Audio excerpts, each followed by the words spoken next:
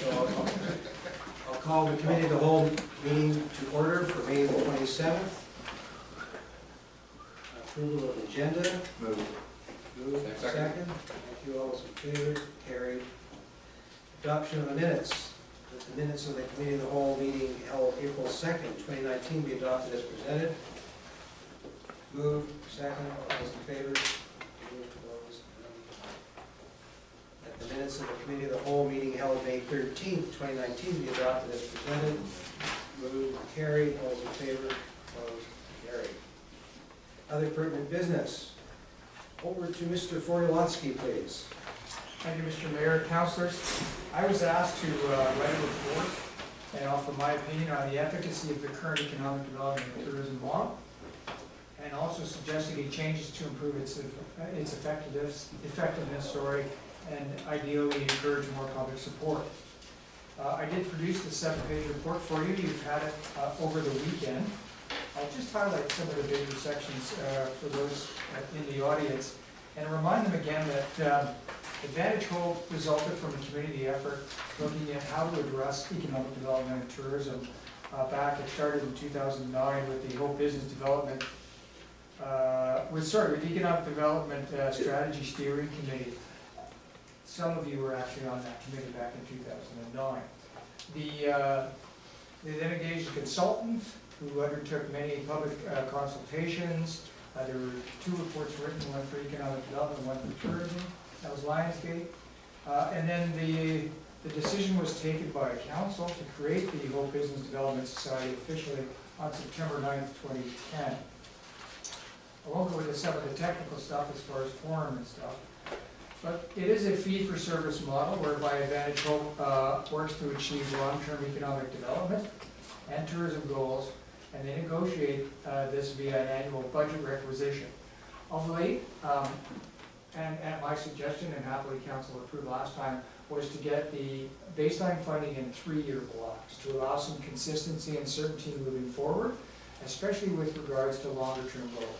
It's tough to program year to year to year when you have continuous goals and you're not certain you're going to get at least baseline funding for that. There have been some notable successes, and there is a list of 7 of them there for you to review.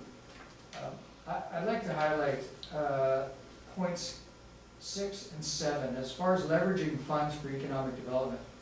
Because it's not the district proper, it's a nonprofit society, it's able to apply for grants and other opportunities. So it can leverage money that the district can't. So in 2014, for every $1 we gave it, it leveraged $1.47. 2015, it leveraged $1.98. 2016, $2.28, and in 2017-18, they were concentrating on the Rural Dividend Grant, which was just under $500,000. So they didn't get a figure for that. Mind you, again, they were very busy. Volunteer hours, I have only 2 years worth of data. 2015, 400+ hours from all the volunteers related to Advantage Hope. But in 2018, again related largely to the Rural Dividend Grant and the superior efforts made, approximately 3,000 hours of volunteer time. And the results, as mentioned by members of council around this community, are significant.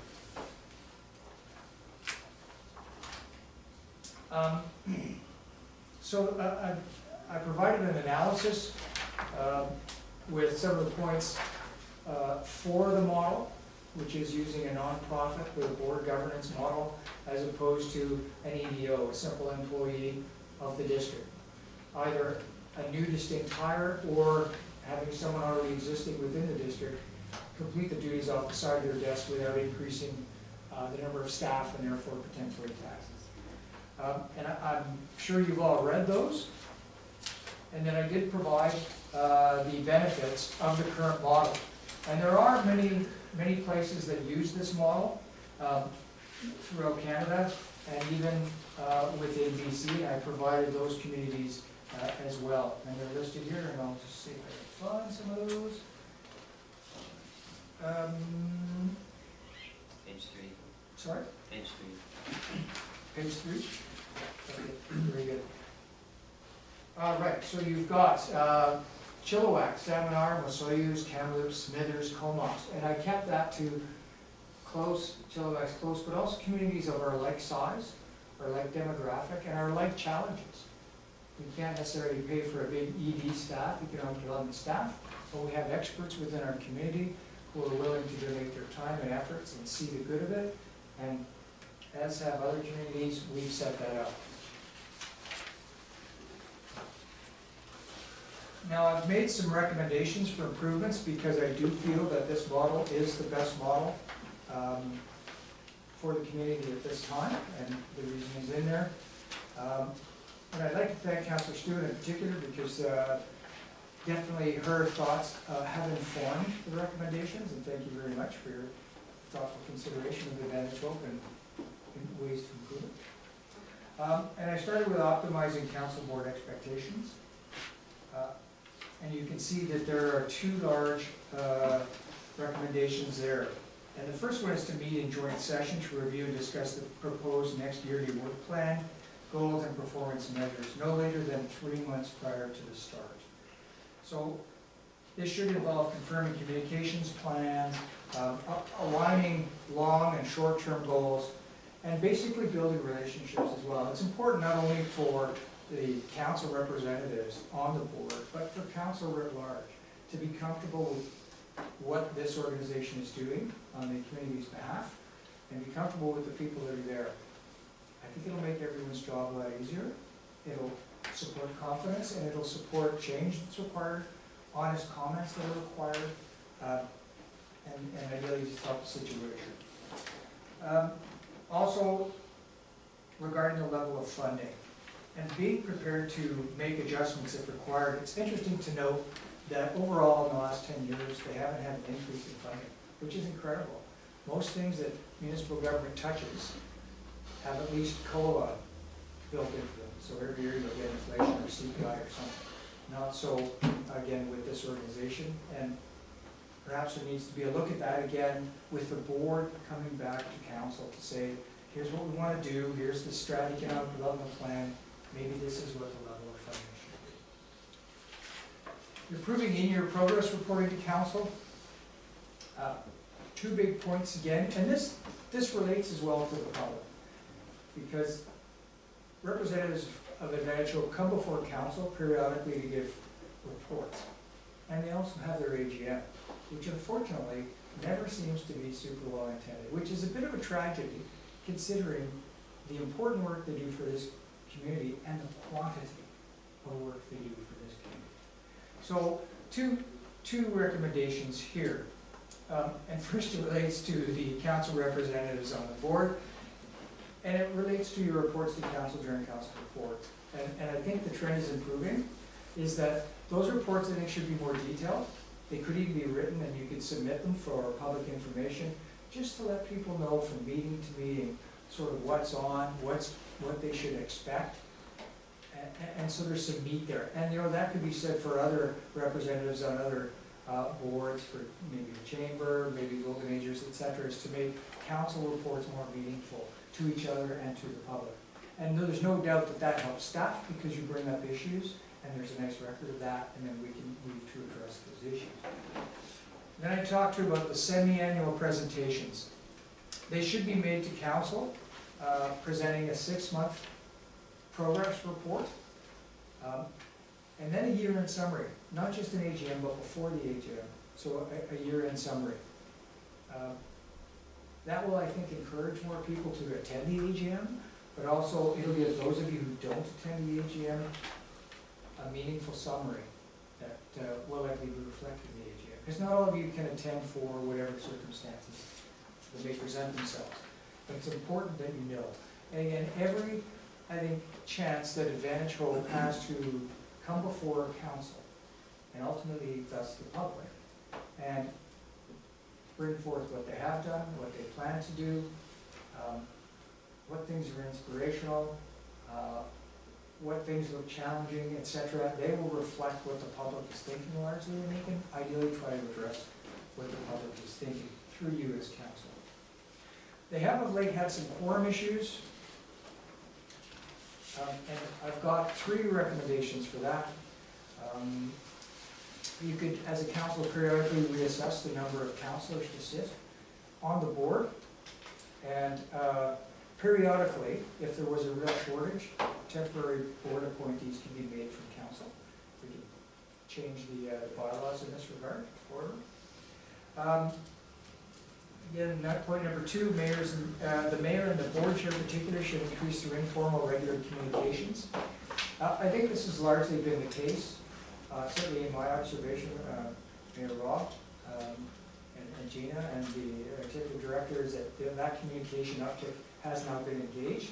And I think it's important because both the chair and you, Mr. Mayor, are leaders of your respective organizations, and if that channel of communication is optimized, I think a lot of things just fall into place. Whereas if council becomes alienated from Advantage Hope, and the only time councillors basically touch Advantage Hope is at the AGM, I think those are opportunities lost. And the third one there talks about recruitment and retention. So I have been informed that there is a new recruitment and retention committee as part of the board. And we can see the results that are up. We've just seen 4 new nominations, and they're going to fill the remainder hopefully very shortly. So that's important, and that's recommended that they keep that up. Retention, of course, being important, just as important as recruitment. Internally,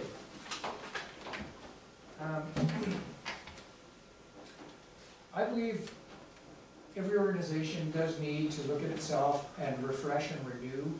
Policies need to be re-examined, bylaws need to be refreshed, organization needs to be refreshed, and it's the same with Advantage Hope. And maybe it's the time that they, as an organization, start to look at renewing their policies, reviewing their policies.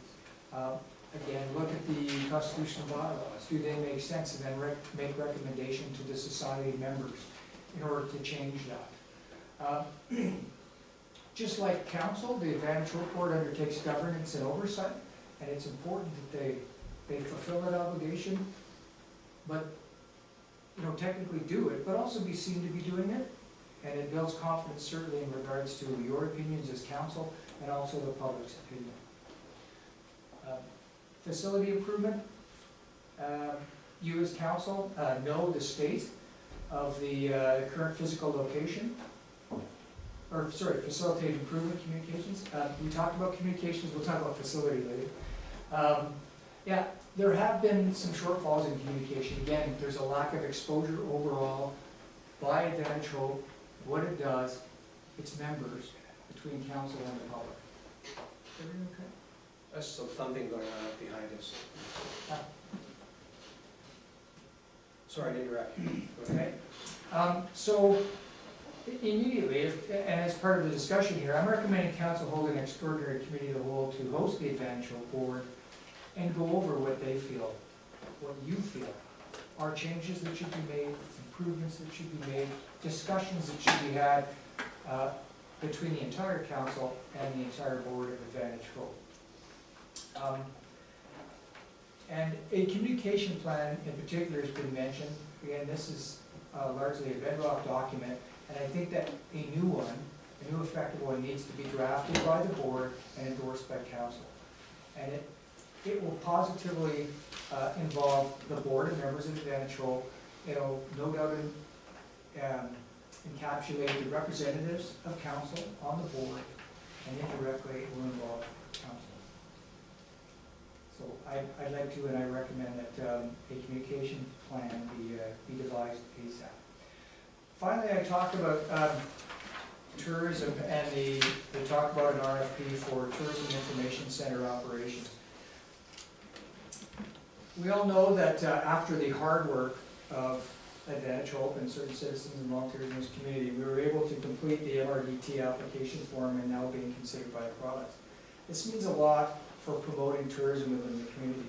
The tax dollars, new tax dollars that are gained by people from outside this community will be turned around and enable marketing of tourism for this community directly. In regards to that, the province sees, because the application was hosted by our Economic Development and Tourism Society, Advantage Hope, they see Advantage Hope as the administrator of that. And I mentioned why it should be kept integral in that as the DMO or destination marketing organization, Advantage Hope will be, that they should maintain control and the functioning of the tourism center and the museum. And there's a couple things. There's simplicity. I mean, if they're getting all the money, they're in control of the program, there's one less layer of complication as opposed to having a third party operate those two organizations, the museum and the information center. I think it also makes it easier as well for district administration and for council to understand, because you're dealing with only one center or nexus of coordination, which is Advantage Hope. So if things go a little bit sideways, Advantage Hope, not another third party. If things go very well, you can support Advantage Hope and give them the praise they may deserve. And then what I'd like to finish with too in that regard is that much like the use of the economic development societies, DMOs and the tourism function are largely kept together, like what I'm suggesting here. So when you look at Fraser Valley, Tourism Chilliwack, Tourism Abbotsford, Harrison Hot Springs, it's exactly what they do. The DMO, marketing organization, directly controls and undertakes and performs tourism function in those communities. So I'm recommending we do the same, as opposed to add a level of complexity and potentially cost by going out to an RFP for an operator just for the tourism center. I think that kind of wraps that up. I hope I haven't bored you. You've had some time with the report. And really it's to encourage discussion between you to come to some decisions. And some of them may want to be fairly quick as far as, yes, we endorse some of the recommendations and here's some more. Let's get together with Advantage Hope. Let's do a communications plan. Let's talk about funding levels. Let's talk about guaranteed funding. Let's talk about a whole raft of things. But let's get on with it. Thank you, Mr. Mayor. Thank you very much for your detailed report, Mr. Formalowski. Mr. Medlow. Yes, thank you for your report. I just wanted to touch on a couple of things quickly. Hopefully there's some more discussion. On your topic of internal board with going over policies and procedures, that's been ongoing for the last couple of months. I'm a part of that committee, although I haven't been able to participate in all the meetings. Just crazy busy life, but yeah, there's a couple of board members, Gina and Rod, that have done a really good job. They're going through all of those policies as per your recommendation there, ahead of the recommendation, though, to make sure they're relevant and even simple, like cleaning up the language for making it easier to read, because it never was that great of a document. And there's also a communications committee that has met on and off over the past year, I'd say, but that is definitely something that the board wants to reinvigorate. And one more thing I want to touch on with the DMO and Advantage Hope being the agent acknowledged by the province. So there's one more layer involved in there, which I think is an added benefit, and that's the TAC committee, Tourism Advisory Committee, which becomes recommenders to the board on where the money is spent, right? Correct me if I'm wrong. That's correct. But that's made up of tourism operators and in the community. So it's a whole other bunch of volunteers that have some input into what's going on. So I think that's really important, that it's not just the volunteer board of directors for Advantage Hope, which is fantastic in itself, but there's a whole other group of people that are engaged in part of that process. So it's just expanded even more, right? So that's just really wonderful. So yeah, that's all I have to say for now. Anyone else speak to this? Councilor Smith. Yeah, I've been new to the board. I've always been in support of Advantage Hope because the numbers speak for themselves. If I give you $1 and you give me $2.28 back, I'll do it all day long. So I think the writing's on the wall on that part of it. I do like some of John's recommendations, which are already being taken over by the board. Even the retention and recruitment is already taking place, like you said. It's amazing that some new people are. I have one of my old teachers that is stepping up to the plate here, which is awesome. So Lindsay, that was here earlier doing for the Ride to Conquer, there was a prime example. He was thanking Advantage Hope for their participation in helping with organizing this event to bring it to Hope. there's 2,500 people coming to Hope for that event, and Advantage Hope has a small piece of that pie to help contribute to that. So stuff like that is, I feel that if this group can get forward with other groups too, which I know their doors are always wide open, like Chamber of Commerce, anywhere they can help, that I'm pretty sure that this community can start building on itself instead of always, what are we getting for our money? Let's not look at it like that. What can we do with our money, and what can we do to help each other and support each other? And I think this group has always had that mentality, and continuing that mentality would make sure this community grows further. And I think your recommendations, I support them fully. I think Advantage Hope is very good. I think them being in the tourism sector too, with this MRDT coming up, it would be absolutely crazy for us to try and redesign that now. I think they've made leaps and bounds, and I think we need to continue to support this. That's my comments. Councilor Erickson, please. Okay, so I see things a little bit different, actually a lot differently. I see that Advantage Hope has done an excellent job with tourism, very good. They've done a very good job, and with the Rural Dividend Fund, they've done an excellent job. And with bringing in other grants, they've done a good job. But when it comes to economic development, and people are going to say here that economic development is tourism, that's part of it. But it's tourism is usually from maybe middle of April to middle of September, where you get most of the tourism through Hope. But economic development, I think, has been quite a failure for Advantage Hope. They've been we've been giving them $150,000 a year for economic development since 2010, I think. So it's almost $1.5 million. And I would really like to see some way that we could have an economic development office that would be similar to Patrick Earl, who would be responsible to the district or to Advantage Hope and go throughout the community.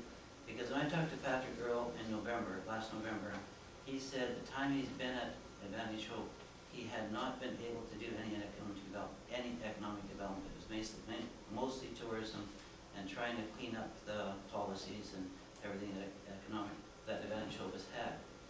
So I'm seeing things that, I would like to see if Advantage Hope continues with economic development, that there should be someone specifically for this that knows economic development, that has been educated, that has experience in economic development, where they can get a land base put together, where the land base is totally monitored, which pieces of lands are available for development, which pieces aren't, and go to the businesses in town and see what businesses really need in town, and work that economic development. They've done excellent in tourism. I totally agree with that, but I think when it comes to the actual economic development, it's really, there's a need, a big, big need. And I know what really bothered me, I don't want to be on camera, I think I'll talk about this later in another meeting, but what bothered me was when Patrick Earl quit, or I think he quit, and there was no economic development, and then I brought it up at the budget meeting, then 2 weeks later we got an economic development officer put in quickly. I think we need an experienced economic development. Our community is very small. We have limited land base. But we have beautiful land available. And I don't think they've really worked the economic development the way I would imagine a good economic development officer would. That's just part of my comments. And another thing, I talked about the funding, $150,000, and I think what Advantage Hope has been doing over the years, they've been using the $250,000 that the district has been allotted for everything they're doing. And majority of that was tourism. And so I think that's just, this is how I see it, and if I can be proved wrong, I'd be happy to be proved wrong. So I'm just wondering if, when this board was put together in 2009, it was by an independent person, came in and looked at this whole thing and said, yes, we should have a tourism and economic development group. And so they put together this economic this economic development forum. But I think maybe we should have an independent person come in and look to see, independent, I'm not talking any of us here, someone independent, look to see how Advantage Hope has dealt with economic development over the last 10 years. And see if we can see, maybe they could improve and do this and this and this, and really build the economic development if they're gonna take it. Otherwise, we may have to have an independent person run from the District of Hope office, responsible to council. But if we could go the other route, I'd be very happy. One way or the other, I'd be happy, just to see Advantage Hope really pick up on economic development. Because in 10 years, they haven't even got a land base yet. They haven't even figured out the land base as far as economic development. I talked to Patrick in last November, he said, no, we haven't even had time to do that. We don't have. So, and what I'm thinking about land base is go around Hope and look at all the land that is available, that's empty, that has something on it, like for example, Cockle Lake Store. Sitting there empty, you know, that could be looked at and put down and say, if an investor comes by, do you need, you know, I'm looking to invest in something, well, here's something that's sitting, that could be real potential. And then, you know, like, I'm just saying, when Hilbert Corbett owned his ready mix, he had like 2 acres still sitting down in here, industrial, this is available, and this piece is available, this piece may be available, and write it all down so when investors come, or you go out and promote the area, you can say to the investors, oh, this area would be ideal for RV park, or this area would be ideal for some company. That's what I'd like to see the economic development person and then report to council every month or every quarter saying, yes, this person is inquired, this person is, even if it has to be in camera, I don't care, just so we know that something is being done in economic development. And I'm not criticizing tourism, because tourism, I understand, is part of economic development, but it's not the economic development that I think Hope needs. Okay, I still got more, but I'm talking too much. That's okay, thank you for your comments. I'm just gonna address a couple of comments, on Councilor Erickson's statements there. I think the proof is in the pudding that we have buildings and businesses being built in town right now. And did Advantage Hope go and knock on their door and tell them to come here? No. But did they support them and showing that this community is a place to invest in? Absolutely, because promoting this community to invest in is what they go out and do. And now these developers have purchased property that was actually for sale, not just sitting there empty, because you can't just go to somebody's house and say, is your house for sale? Because every property is potential then. But these land base were for sale, and these people have bought them, and now we're getting another development that just came in across our board again. So I think the proof is that there's developers already doing this stuff because they understand that Hope is a good place to develop in. And Advantage Hope will support them in any way they can. So this stuff wasn't happening for the last 15 years before that. There was nothing going on in this community before Advantage Hope, and then they started getting the ball rolling, promoting that this is a good community to live in, and now people are seeing that. The prices of housing have gone up. There's less land base used now. People that would have never sold property before have now subdivided their properties into industrial lands and stuff like that, as Mr. Corbett, as you spoke of. I think that the proof is there that these people, that this group is doing ECDEV and tourism on top of it. So I disagree with every statement you say. Okay, so I want to comment on that. So why Hope has grown so much exponentially in the last few years is because the economy in BC has grown so much in the last few years, throughout BC, no matter where you go, especially the Lower Mainland. And the property in Hope is cheaper than it is in Chilliwack and in Agassiz and in Surrey and down in Abbotsford. So that is one of the reasons. But what I would like to see Advantage Hope going, promoting these pieces of property. And that's what I think economic. I understand what you're saying. I'm not going to disagree with you because I agree with that. But we do have a great economy going on in the community right now in our area and in BC. Well, it's still good yet. But I would just like to see the economic development portion of Advantage Hope be a little more improved. I agree with that. Councilor Medley. Yeah, thanks. Good comments. So I just wanted to touch on a couple of points there and maybe bring some clarity. I hope I can. So yeah, obviously you made the comment $150,000 a year for the 9 years, and that you believe they've been taking the money for the tourism dollars as well as the ECDEV and just doing Well, the whole thing. Tourism, yeah, so there are separate budgets. There's one that's laid out specifically for the visitor center operation. Then there's an economic development budget, and then there's a tourism budget. There's different grants that are applied for in each of those sectors for the leveraging, right? Like there's the cooperative marketing funds that come from Tourism BC. That would definitely not go in the economic development portfolio, but they would go into the tourism portfolio. These grants for summer students that Councillor Smith spoke about, that goes towards the visitor center operation. So I understand. they're actually leveraging money in each of the different sort of budgetary line items. And I know that you've seen the financials over the last 4.5, 5 years, right? So it's very clearly laid out in there that there are separate budgets. You can see exactly where the money is coming and going. Councillor Smith mentioned, the leveraging. This report shows $1.47 to $2.28 per dollar. I don't think there's been any year where they haven't leveraged the funds that are due to them. So you talk about $1.5 million a year. Where would, well, sorry, not $1.5 million over in existence spent, but you don't talk about the figure of how much money's been brought in. It's greater than $1.5 million. If you take a look at the overall picture, that's excellent value for dollar. That's money that we would never have gotten had this organization not been able to get it. There was nobody out there to get those funds, right? So I think that number is a bigger number, and it's more impressive, and it's more important. One of the problems with economic development is the definition of economic development. Everybody has a different definition of what that looks like. What I'm hearing from you, Councillor Erickson, is it's the brick and mortar style economic development. You want to see factories, cold calls, picking up the phone, calling businesses, and luring them to our community, right? Which is certainly a method. It's not an extremely effective method. We had Dale Wielden come with the Chamber of Commerce that invited him to do a seminar called Building Blocks of Economic Development.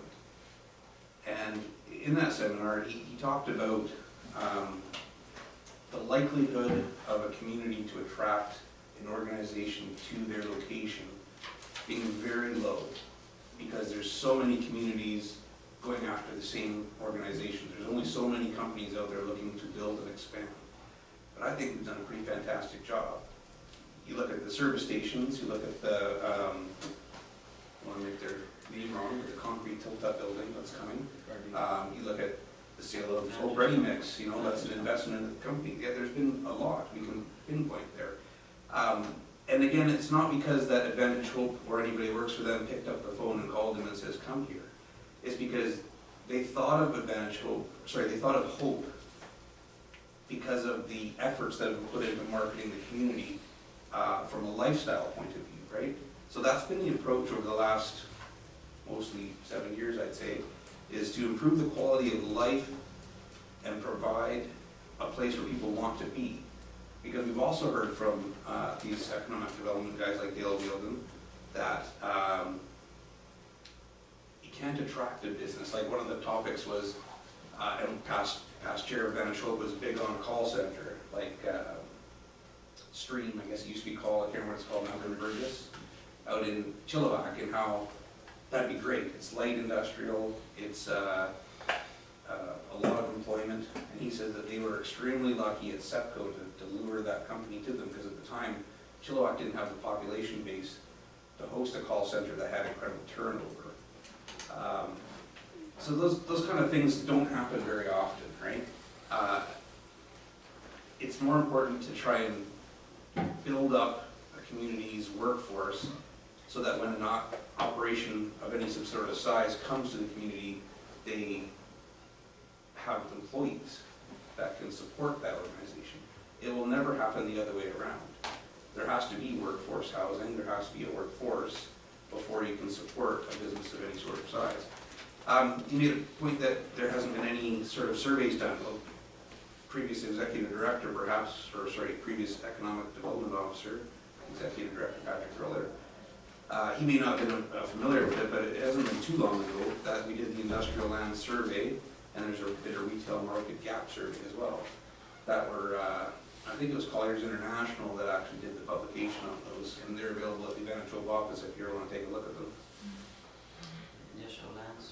Yeah, that showed all of the vacant pieces of industrial, actually, it didn't show just the vacant, it showed all of the industrial plots of land.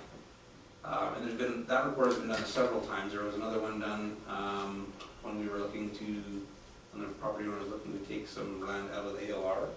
That's going back was years probably, ago. Sure, that was years yeah, ago. but it's been updated since then. Is that Mr. Lee? Mr. Yee? Yeah, that report informed this new report, and it was updated based on the conditions of properties being sold and whatnot. Excuse me. Yeah, I mean, population of the community has increased. It was predicted to have absolutely no growth. We are seeing the trend change, partly probably due to economic conditions in the Lower Mainland pushing people out this way. But also, they have opportunity to go anywhere. I mean, Merritt, Princeton, those places aren't too far away either, and they're not seeing the same sort of increases that we are. We're seeing increased school enrollment, so that's an indicator of increased children and families moving to the community. Seeing an increase of businesses reporting income from their home. So that's the target market, was to get those sort of people that could be work anywhere they choose, but they choose to, because they work out of their homes, but they choose to live in a place like Hope because of the amenities and the recreation and the lifestyle. So I think a lot of these things have been proven, but a couple of the points I just wanted to hammer on again was, you talk a lot about the cost of Advantage Hope over the time that it's been in existence. I want to remind you of the dollars that that organization has brought in, and the significance and the impact that has had on this community. Okay, can I comment on something? Absolutely. Yeah, so, I guess my main concern, my real main concern is, I've gone around to the new businesses that have come into Hope, for example, the mattress company, and I've talked to them in particular. Why they came to Hope is the location and the cost of the property. It has nothing to do with Advantage Hope or the economic development that Advantage Hope has been promoting. Yes, we do have a good community. I am not disagreeing with that. They came there because they had this plot of land in a good location, and it was centered because they want to recycle mattresses from the Lower Mainland and from the interior. And it was easy to get trucks in and out. I've gone around and talked to all the new business, even the steel company that's in Anderson's place. They came because of the building size and the land where they could use the land use. Yes, we have a beautiful community to live. I'm not marking it up, but what I'm trying to say is, majority of people that have come to Hope for economic development, I'm talking about businesses coming, and they come because there's been land development, it's been cheap, and the location is good, and the access into the freeways is good, access onto the highway has been good. The internet is good, all this, it's just ease compared to the crowding down in Vancouver and Surrey and Abbotsford this way. So what I'm not criticizing events, I'm not negative, I'm just saying I'd like to see something done better when it comes to economic development with Advantage Hope, if Advantage Hope is going to do it. Where we have real marked, where we can actually say, yes, they've been out, they've been doing this, they've talked to these people, and they really need to have an access road put in, or they need to have this done, or they need to have this done, and come to council, and we'll try and work with them on it. That's what I'm trying to say. I'm not, and I really think we could do better as far as economic development, putting the money for it. I can understand that, yes, they can apply for grants and they get, it's still one tax dollar, it's still tax money that we're getting. There's only one taxpayer, it's just me, just us, just us paying taxes. And so whether it's a grant, it's still tax money coming in to our community. Mr. Mayor, if I can make a quick comment, and perhaps the chair of Advantage Hope could add to the comment. It's my understanding, and this may address some of the fears that you, Councillor Erickson, have, or concerns you have, is that when the DMO comes in, they're going to get money. They will be able, in fact, to essentially establish 2 individuals with expertise in each area. Now, again, there would be a tourism coordinator, and there would continue to be an executive director or an EDO of some sort, and that would allow them time, space, and resources to concentrate more on hard facility economic development, and in fact could lead to, I think, maybe a better use or rollout of performance measures. That's what you're talking about. So that you have confidence that contacts are being made, recorded, follow-ups are being done, and direct links can be established, if any, between development, economic development, and Advantage Hope. So, I don't know, is that in the plan? Well, I know that we will be hiring a new executive director at the end of 2019. There's no surprise there. I'm hearing conversation about possibly increasing the funding for Advantage Hope. And I'm thinking, made a note, that one thing we might want to consider is surveying some of these small communities that do have an effective economic development office. What are they paying their economic development officer? And I have a feeling, I've had some feedback that if we were to increase what we're paying for someone in that position, we may get someone who's more effective in that role.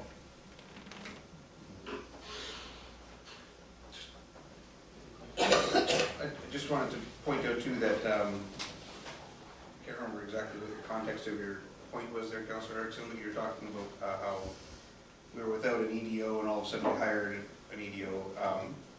Shannon Jones was hired as an executive director to bring us through the end of 2019. So the plan is in the works, of course, like Mr. Borlowski says, that a tourism coordinator position and an executive director / EDO would likely be the setup there. So, but it does again come down to that definition of economic development that, I mean, as you already acknowledged, that tourism is in fact a part of economic development, as is asset development and lifestyle marketing and all those things. So there's a lot of pieces to that puzzle. Thank you, Council. Very, very good discussion. Oh, sorry. Absolutely. Sorry, I didn't mean to cut you off. Go ahead. Councillor Stewart, go ahead. Okay, I just want to thank you for the report, and when it comes to should council endorse this report, I would like to speak in favor of the work that's been done and the way that it was broken down into the various sections. And one of the things I'm really excited about is our meeting with Advantage Hope. And the reason I'm excited about that is because I'm not a person that likes to go, oh, this and this and this happened, blah, blah, blah, blah, blah. I like to go, here we are, how do we get there? And I really am looking forward to this opportunity. And the other thing is that I want to be really careful that we're not asking for caviar and paying for hot dogs. Because I want to make sure that they're adequately funded and that they are able to meet the expectations that we and the community have of them. I want to be really, really careful that, you know, we pay what we expect to get. So this conversation is really exciting to me. The one thing that I would like to have seen on the report, and it's probably not there because it's probably different, is we have this society and their focus is on tourism, and we have spent zero time talking about the home they live in. And I feel that that is a disservice. I feel that we are not showing respect by not addressing their housing situation. And so I'd like to see us do that. Maybe I'm not a fan, but I would like to see that getting behind and supporting Advantage Hope also comes with a facility that they can call home. So that's just my input. Thank you for your report, and I will be happy to support and endorse the report.